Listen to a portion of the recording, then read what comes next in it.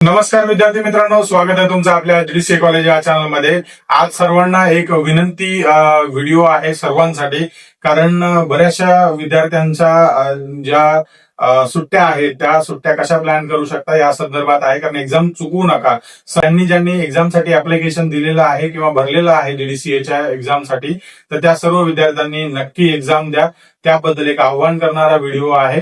तर चला तर मग आपण सुरू करूया। ध्येय नवीन समोर दिसतंय, बँकिंगचं स्वप्न पूर्ण होणार। जीडीसीएची साथ जिंकायची ही वाट, यशाची गॅरंटी आता सुरुवात। जीडीसीए कॉलेज हो भविष्य उज्ज्वल, जीडीसीए कॉलेज मिळणार यश। सहकार आणि बँकिंग करिअर घडवा खास, जीडीसीए कॉलेज देते यशाचा विश्वास। तर विद्यार्थी मित्रांनो, या वर्षी जी परीक्षा आहे ना ती वीकडेज मध्ये आहे, म्हणजेच मंगळवार, बुधवार, गुरुवार या दिवशी आहे। कारण आणि या दिवशी ऑफिसेस असतात प्रत्येकाचे, म्हणजे सोमवार, मंगळवार, बुधवार म्हणजे वीकडेज मध्ये सर्वांचे ऑफिसेस असतात। त्यामुळे सुट्टी प्लॅन करण्यासाठी आजच सुट्टीसाठी अर्ज करा, कारण तुम्हाला तशा प्रकारची सुट्टी मिळते नाही मिळते, तुमचं ऑफिस कल्चर काय आहे, कशा प्रकारे टाइम आहे, किंवा तुम्ही कुठल्या शिफ्ट मध्ये काम करता हे मला अजिबात माहित नाहीये।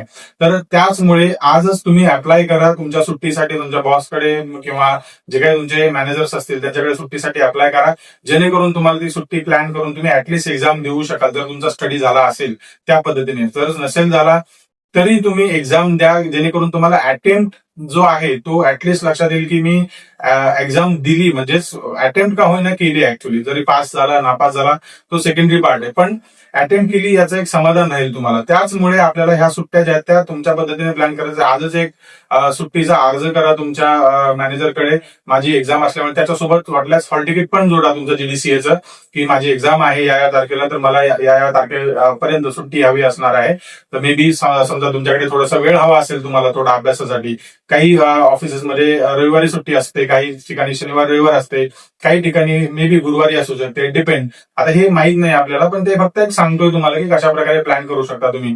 तर शनिवार रविवार सुट्टी असेल तुमच्या ऑफिसमध्ये तर तुम्ही सोमवारची पण एक सुट्टी टाका, जेणेकरून तुम्हाला मग ते एक सलग तुमच्याकडे टाइम मिळेल आणि त्यामध्ये तुम्ही एक रिव्हिजन प्लॅन करू शकाल।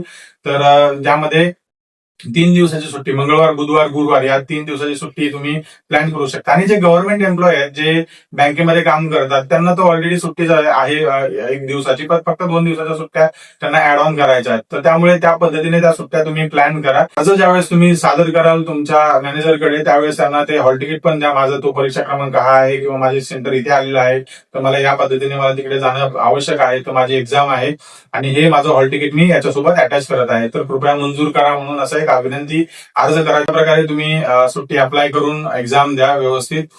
आणि ज्यांनी भरलाय, ज्यांना शक्य नाही, त्यांना वाटतं की नाही द्यायचे, भीती आहे, त्या विद्यार्थ्यांनी तर नक्कीच द्या, कारण ती ऍटलीस्ट भीती त्यांची जाऊ शकते। सो त्यामुळे तुम्ही एक्झाम देणं आवश्यक आहे, कुठल्याही परिस्थितीमध्ये एक्झाम नक्की देणं आवश्यक आहे। सो ते तुम्ही अवॉइड करू नका।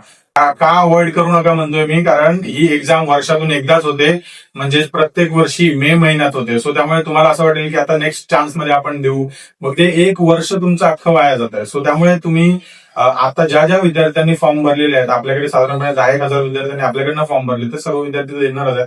तर बघूया किती विद्यार्थी देतात, काय होतंय, पण आपण सर्वांना एक आव्हान करतोय की या पद्धतीने तुम्ही एक्झाम नक्की द्या, कुठल्याही परिस्थितीमध्ये ऍटलीस्ट अटेम्प्ट करा।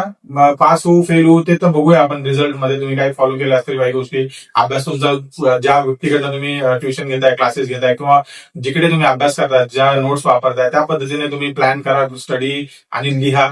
आता मी हे नाही म्हणत की तुम्ही माझ्याच गोष्टी फॉलो केल्या पाहिजे, तुम्ही तुमच्या पद्धतीने करू शकता।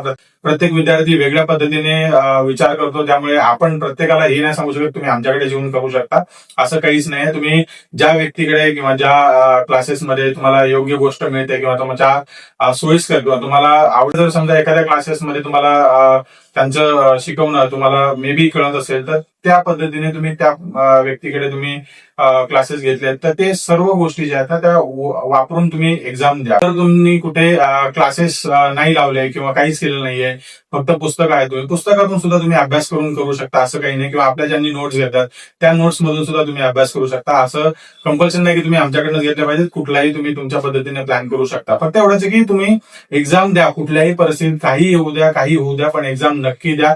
अनटिल अँड अनलेस तुम्ही एकदम एक्स्ट्रीम आजारी पडलाय तर त्यावेळेस थोडंसं आहे की बाबा माझ्याकडे हा नाहीये, मला नाही देता येणार या कारणामुळे मी आजारी आहे किंवा काही गोष्टी आहेत, तर ह्या सर्व गोष्टी पाळून तुम्ही नक्की करा.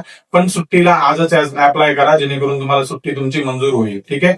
आय होप तुम्हाला ही माहिती आवडली असेल आणि जर हा व्हिडिओ तुमच्यासाठी इन्फॉर्मेटिव्ह वाटत असेल तर कृपया लाईक करा, शेअर करा त्या विद्यार्थ्यांसोबत ज्यांना सुट्टी अप्लाय करायची त्या सर्व विद्यार्थ्यांसोबत, आणि नक्की एक्झाम द्या जेणेकरून एक्झाम देता येऊ शकेल तुम्हाला. जे विद्यार्थी मे 2026 मध्ये एक्झाम देणार आहेत साधारणपणे मंगळवार, बुधवार, गुरुवारी, तर त्या प्रत्येक विद्यार्थ्यांपर्यंत नक्की शेअर करा जेणेकरून तुम्ही आजच सुट्टी प्लॅन करून तुमच्या एक्झामसाठी तयारी करू शकता.